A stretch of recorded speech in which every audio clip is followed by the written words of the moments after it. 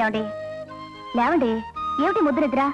మొద్దు నిద్ర కాదో ముద్దు నిద్ర.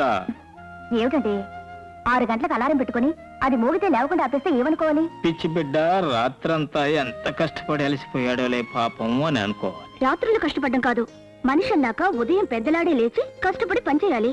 ఆల్ రైట్, నువ్వు ఉన్నట్టుగానే యథాశక్తి పగల కూడా కష్టపడతాను.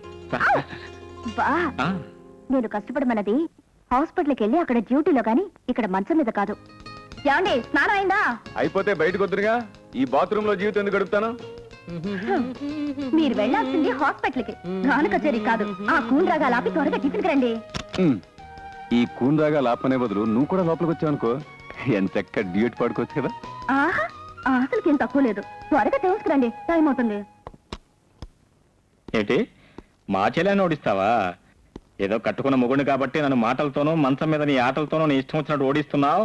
కానీ మా చెల్లెని ఓడించడం మాత్రం నీ తరం కాదు కదా, మీ తాతరం కూడా కాదంతే. ఇదిగో మీ చెల్లెల్ని ఎక్కువగా పొగిడితే నాకు కోపం వస్తుంది. నీ కోపం వచ్చినప్పుడు నాకు ముద్దు వస్తుందో. ఏరా వెనకటేలో గాలి తక్కువగా ఉంది సార్. ముందు నీ గాలి చూసుకోవా యథా.